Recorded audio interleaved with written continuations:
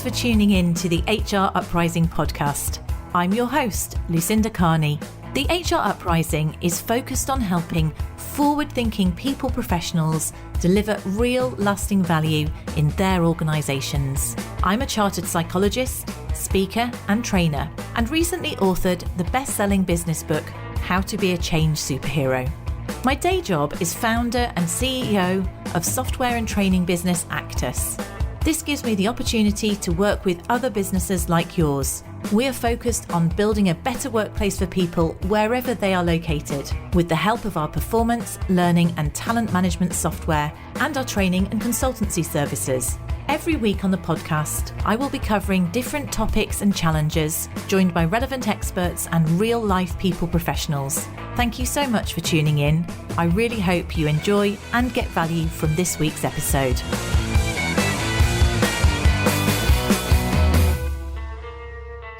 Hello and welcome to this week's HR Uprising podcast. And this week I'm talking to Nick Rion. He's a personal and professional relationship coach, and he supports individuals in terms of building strong, healthy and sustainable relationships with a particular expertise focusing in on building healthy relationships with conflict or conflict relationships, which I think many of us feel uncomfortable about. So I was really keen to have this conversation with him. Nicholas, thank you so much for joining me this week on the HR Uprising podcast. Would you like to add to your bio? It's always better if I hear it from the individual themselves. Absolutely. Thank you. And thank you for having me, Lucinda.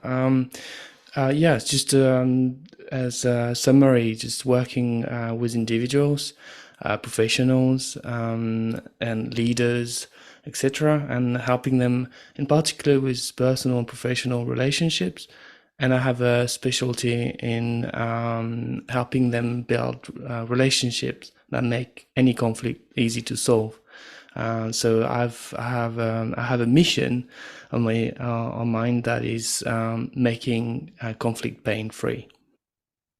And that in itself is an interesting one. I mean, before we perhaps go into why you've got that mission and how you do that, how would you define conflict? Or when people come to you with conflict, is there a consistent view of it?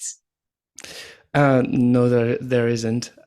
The way I define it, for the sake of the people I work with, conflicts are essentially any disagreement, conversation, debate that becomes bigger because not solved, and somehow harder to solve and painful at some point.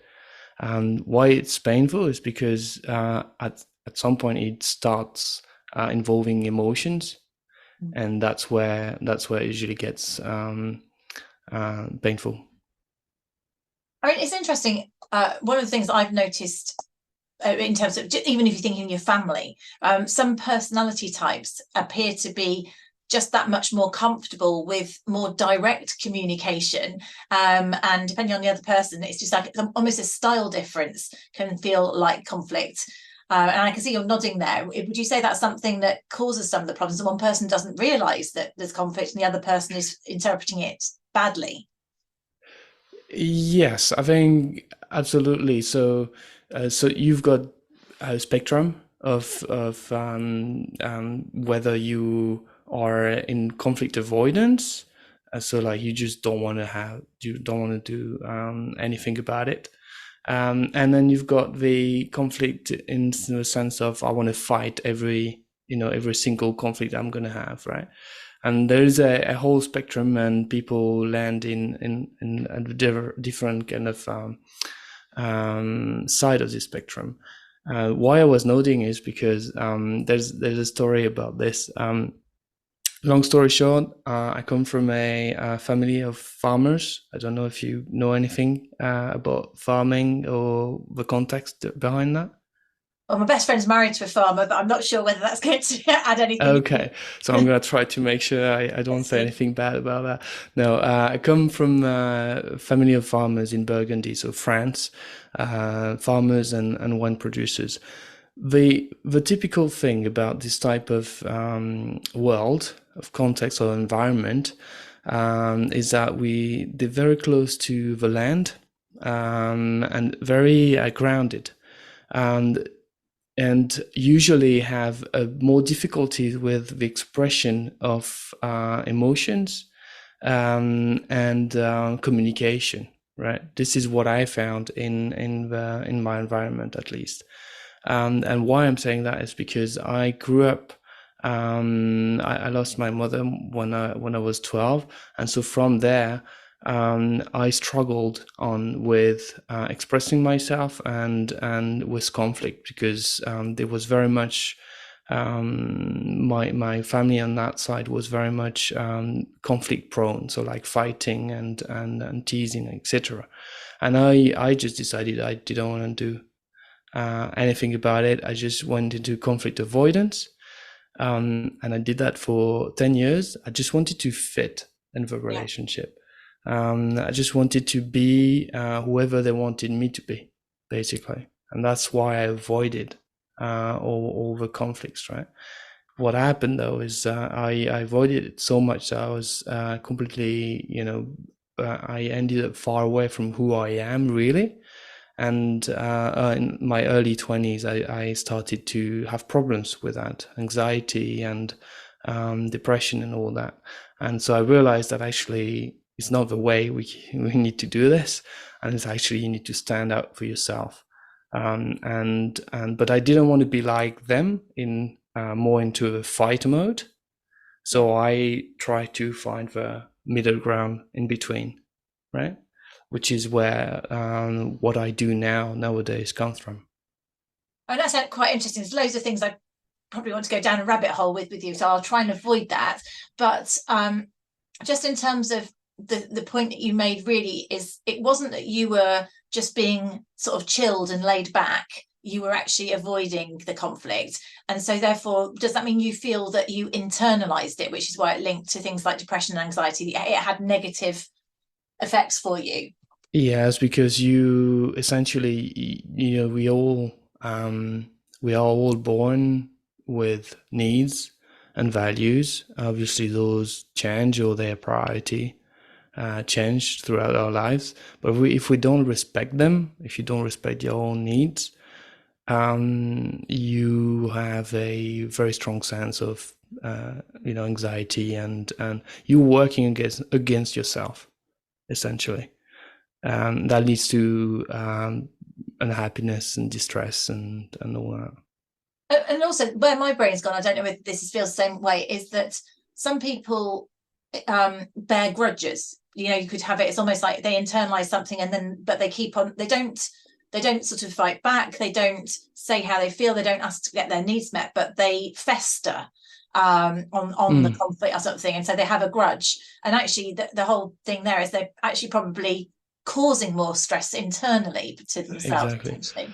The way I was saying it is more, you can have that, absolutely. I think it's slightly different for me. It was more, it's my fault. I should be like this, or I should be like that. I should be more like this, or I should be more like that. And that puts a lot of pressure on you to do that. So if we take that then into the workplace, because your experience, and I think we've all gone into family relationships. I'm thinking about my daughter, who's very in your face and gets the conflict out there, and she's overt with it, but she gets things done and dusted. But she does have some painful experiences along the way. But there's pros and cons to all these styles, and perhaps she could learn to soften it a bit or choose her battles. So all of these, we're all people. If we then take this and think about this in the workplace, because you're obviously working with professionals in business, what do you see? Because actually it is one of those things, it's a transferable skill or not, isn't it? Okay, you're not going to jump up and down, hopefully shout and scream like you might do with a sibling at home in the workplace, but actually people do fester. They perhaps don't ask for their needs. How would you say this translates in terms of people's style? So especially in the UK, I think you would not find people screaming. I've seen it in other in companies in other countries. Maybe in France, it would compare. There's a bit more expression of that, but not in the UK for sure. The way it translates is going to be more an underlying anger and passive aggressive attitude, and also kind of blaming, really strong blaming. Yes. You wouldn't, people wouldn't scream, but you would have like really quite aggressive or tense tone, which makes the conversation really painful. I'm thinking where I've thought that where I've worked with certain organisations where they've had issues with things like bullying and harassment and blame, and often there's quite a blame culture in that kind of environment because people are not letting things out, they're not solving things, but there's it is covert conflict, and sometimes there's lots of banter that's not banter. If you think about microaggression, all that sort of stuff, so it's all kind of quite subtle eye rolling, but it's covert conflict, which is actually probably even harder to deal with than Exactly. overt. Exactly. There's also this because culturally there's quite a bit of sarcasm in humor. Yeah. And sarcasm can be kind of double-edged, so it can be well taken, or it can be really wrong. Essentially, the way you can picture it is people either don't say anything and just like internalize it all the way and never brag, but they're just unhappy, or they can just explode. And the way they explode, it can come up differently, but they do explode, right? What I'm trying to teach people and to help people with is you can't be on either of the extreme. That's not going to work. One is not going to make you happy, and the second is not going to be others happy, and neither you, right? Because when you explode, you're probably not very well either.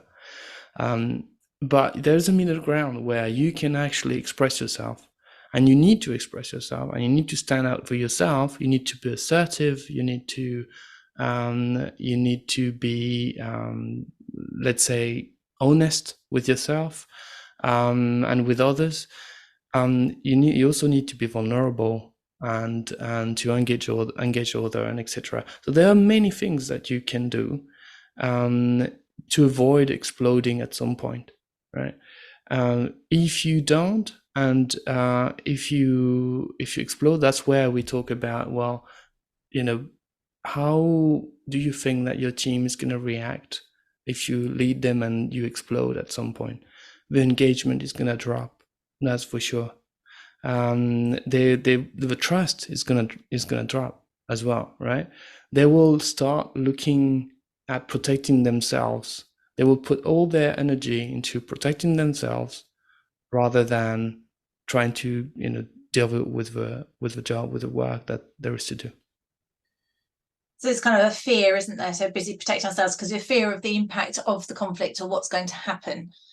So one of the things, I don't know whether this is, you can tell us in a moment about how you work with people in terms of conflict, but one of the things that I think is interesting, my experience, when we've talked about models of building effective teams, that you think about the 5 dysfunctions of a team, Lencioni's work, and Norming, Storming, Tuckman model, they actually talk about, if you're building a team, that storming is a healthy part of a team development. I think that's a really useful mindset for lots of people to recognize, to acknowledge that conflict is not necessarily negative, but it's quite hard when it's in one-on-one, and in a team you can almost sort of stimulate it or try and get people to talk about it.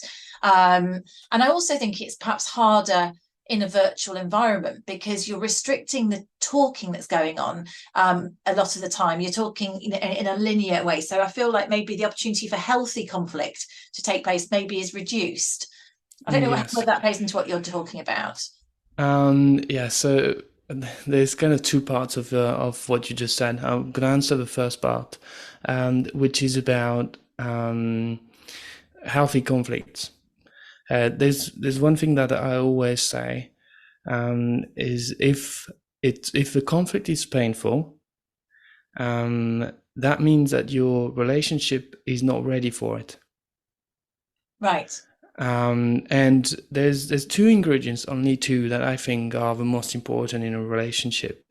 to make it ready for a conflict. It's trust and mutual respect.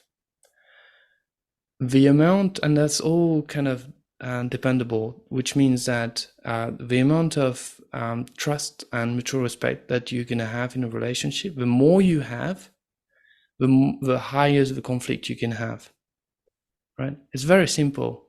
So if you have a conflict that is very high, but you don't have much mutual respect and trust, that's going to be painful, right?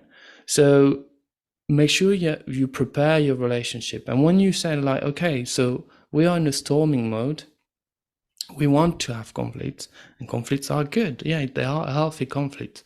Make sure you prepare your relationship for it.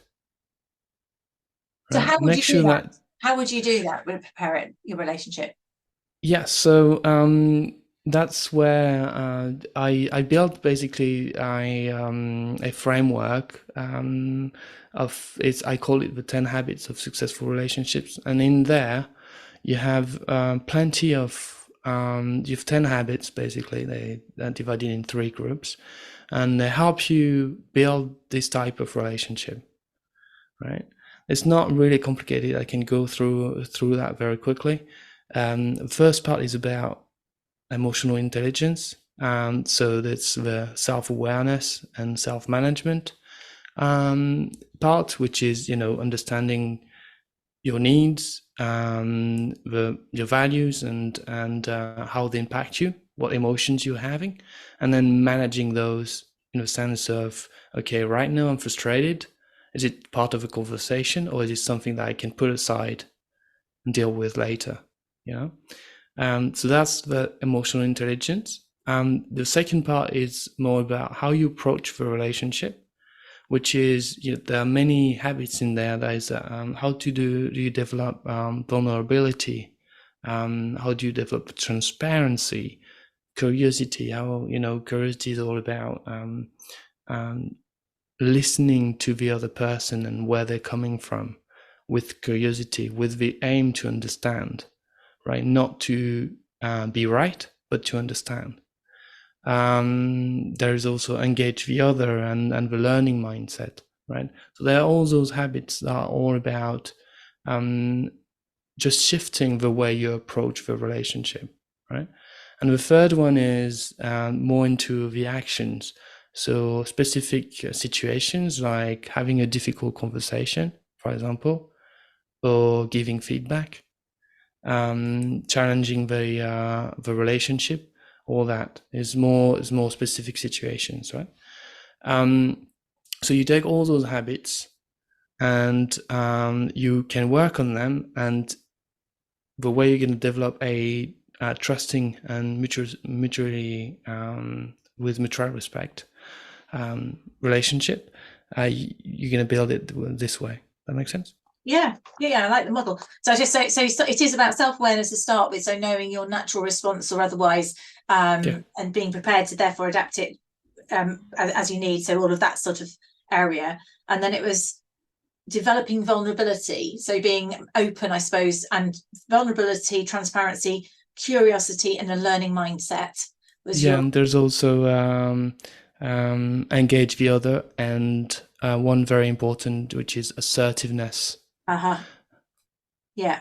Yes, because it's not just about being vulnerable and taking it on you. You also have to state your needs as well. So it's listening to the other person's needs properly and stating your own, and then having the skills to be able to provide feedback and be challenging, but without being confrontational, I'm guessing. So using that assertiveness to be able to. Yes. So the amount of confrontational that you can have, will depend on the trust that you have, right?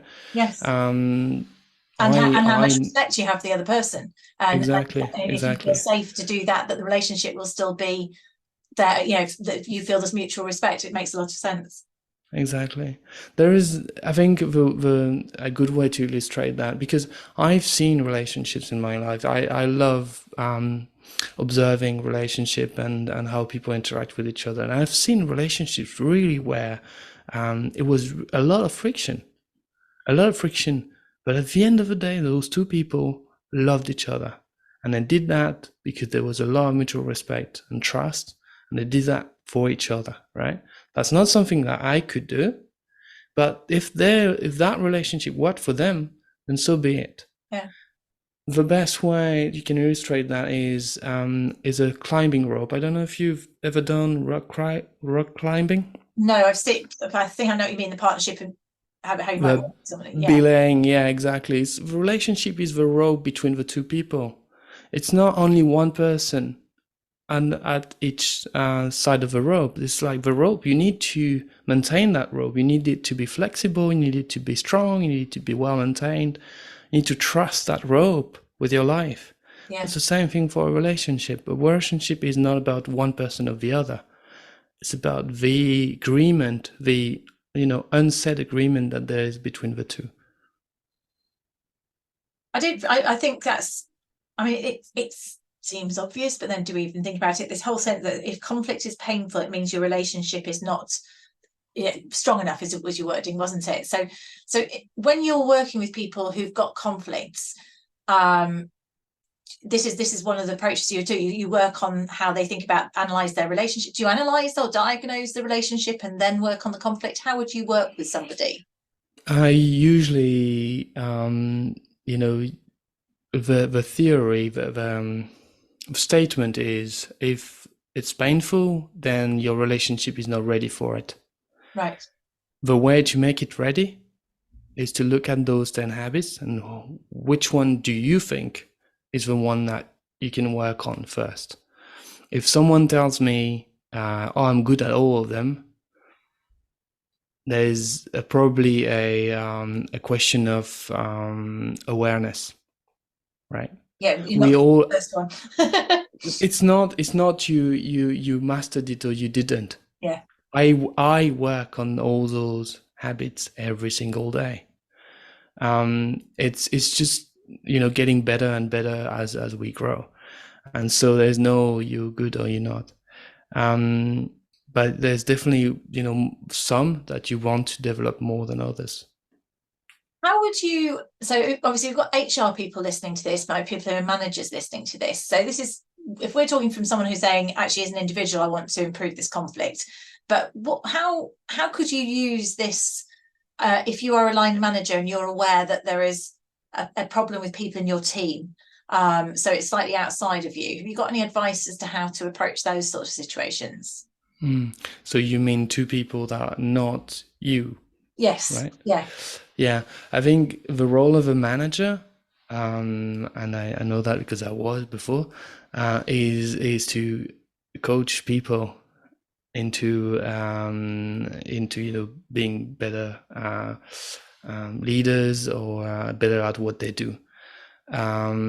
So part of that is helping them with conflicts potentially and relationships. So it's the same thing. It's exactly the same. The difference is, working on your own skills. You help someone working on their own skills, and then you can present the same model, right? So you actually would get them to talk through it separately or together, and would you confront the conflict, if you like, though, if it was a covert conflict? I think that it depends on the awareness of a person, right? The particularity of conflicts is that it's a little bit taboo, I would say, maybe. People tend to say, oh no, I don't have conflicts. When you're like, okay, you see their relationship, you clearly see that they have, but because we do have different notion of what a conflict is, right? And a lot of people think that conflict is normal, which it is, but it shouldn't be painful. Yeah.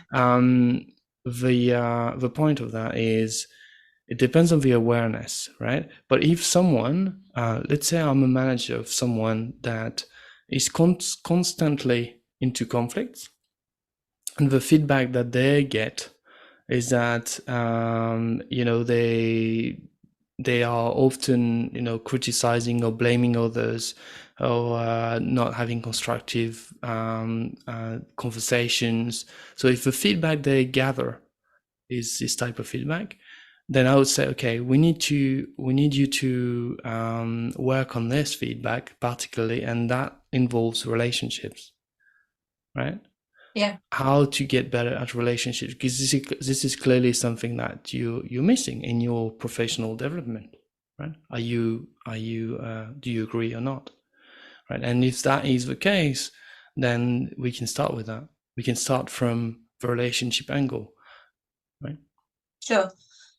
So it's using the same model, but it's actually using your coaching skills to try and help people to build that awareness about this and how important it is to build those relationships and to hold the mirror up, if you like, to themselves. Yeah. Feedback is going to be the first angle, the first port of entry. Yeah. Okay. One of the things we talked about just before we came on, I'm not sure whether we've actually already covered it indirectly, that I'd not heard of. You said you were actually trained in something called non-violent communication. What was it called? I can't remember. Yes, that's it. Yeah, non-violent communication, which is interesting because when you say non-violent communication, people say, "Oh, I'm not violent. I don't communicate violently." There's another way of saying it's compassionate communication. Okay.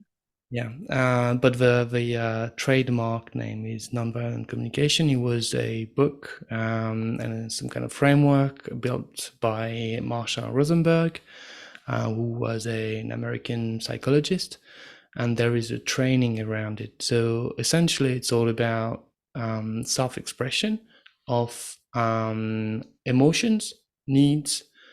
So it's how do you communicate with someone else? How do you communicate your needs and the emotions that come from needs not fulfilled? And how do you work each other to fulfill those needs, right? So the long story short is basically you start with I'm expressing my feelings. This is how I feel, frustrated, angry or sad or whatever. This is why I have a need of stability, a need of security, a need of any need that you might have. And if I want to solve this needs, fulfill this needs, this is what I need you to do, right? Specifically. Okay. And the other person might be not really good at expressing themselves, etc. They might feel blamed, and so what you do is that you listen to what their needs are, what their feelings are, and you ask them, what is it exactly that I can do, right? It's going down to needs and feelings rather than the judgments and the blaming, right? Yes. I feel you did going, actually, this is what I need is, exactly. So this is, and there's a phrase that actually that kind of changed my life. It's you're not responsible for the other person's feelings. Mm-hmm. You're responsible for yours. So if you have feelings, no one else is responsible for them. You are. The only thing that others are potentially responsible for, they don't have to, but they can, is fulfilling your needs, right? People around you have a possibility, an opportunity to fulfill your needs, but they don't have to. No, if they want to, and they know what they are. Exactly. Okay, great. So it's interesting. I hadn't heard of it, but the model, it sounds like a sort of counselling model, like a therapy model, you can imagine, or relationship therapy. I can imagine people being taught how to do that. Talking that, I think it's quite useful. So I guess in summary, really, you're saying it's not really about the conflict. It's about making sure that if we focus on having really healthy, high trust relationships and high self-awareness, modeling the 10 habits of successful relationships that we've talked about, then actually you're probably going to prevent the pain of conflict, if you like. So you might have healthy conflict, or conflict where it's in a good way. And a lot of it comes down to communication, but starting with that listening first, almost. So understanding, and it's not listening to the feeling, it's listening to what people need, or the needs behind the feelings. Yeah, it's listening to yourself first. Right. So it's understanding what's going on in you, because I think that's I started this because essentially I realized that it's not difficult. The only problem that we have is we're not educated this way. No one at school or in our parents, poor parents, they probably have no clue about this. But no one told us like, oh, what are your needs? What are your feelings? And all that. But essentially that's not really hard, but we were not educated that way. Yeah. So what I realized is this prevents us from having, healthy relationships and fulfilling relationships. And professionally speaking, it blocks engagement, and it blocks careers and all that, right? And I'm thinking, well, there's something to do here, because like if only people knew that there's a simple solution to that, then they'll probably find this useful. Absolutely, yes.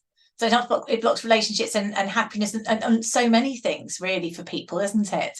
Not having that honesty and that self-awareness. So Nick, if we wanted to get in touch with you to find out a bit more about what you do or work with you, how would they find you? Yeah, so I'm on LinkedIn. I also have a website, so nicholasrion.com.